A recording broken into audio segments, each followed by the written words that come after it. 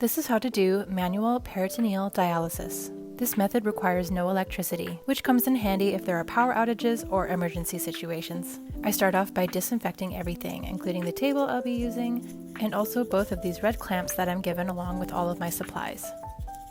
I also disinfect everything else I know I'm going to be touching, like door handles, light switches, and the microwave.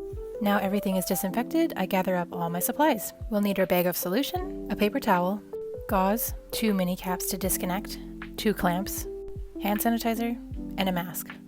You will also need a clean lap towel. I always check expiry dates on my mini caps as well as my solution bag and make sure that I'm using the right strength solution. First thing we're going to do is warm up our solution by putting it in the microwave for 2 minutes. This warms the solution so when we fill with it, it matches our body heat closer and minimizes any discomfort. During these 2 minutes, I wash my hands thoroughly, getting knuckles, backs of my hands, and my thumbs, and dry with a clean paper towel. After our bag is heated, I push on the bag to make sure there are no leaks or that it didn't pop in the microwave. I use one of my clamps to rip open that outer shell and take out the bag, and I will just dry it with a clean paper towel. Sometimes condensation can build up on the outside. Then I just hang the top part of the solution bag on my IV pole, and all the tubing is kind of stuck together, so I will just lightly pull both sides of the tubing apart. I like to set this part of the tubing on the handle of my IV pole just so I can grab it easily, and I make sure there's no kinks.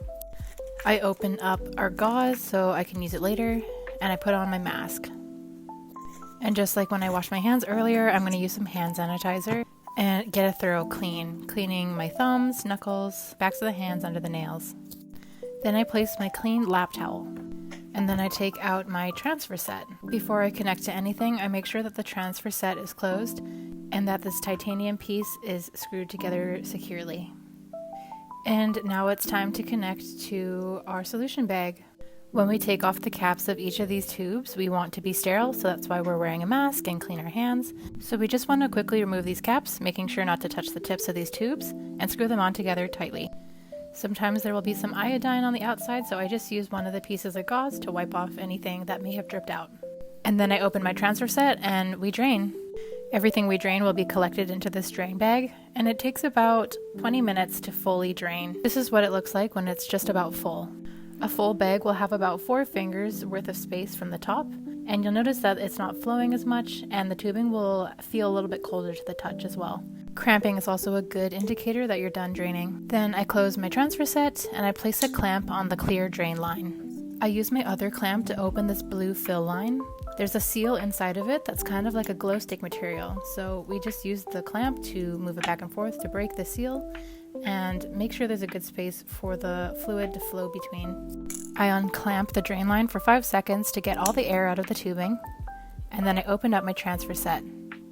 And now we fill with new solution, which should take about 10 minutes. Once I see that there are no drops left in the solution bag, I know that I am full.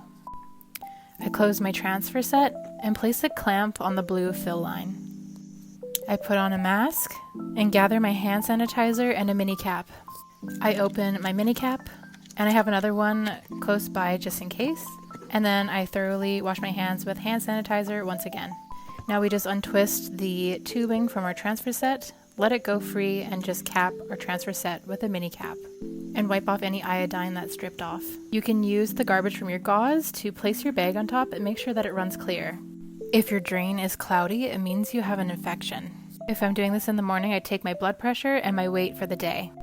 I unclamp both parts of the tubing in my sink and let it drain, which should take about 5 to 10 minutes. And I run my sink while it drains so that the enzymes don't build up in my pipes.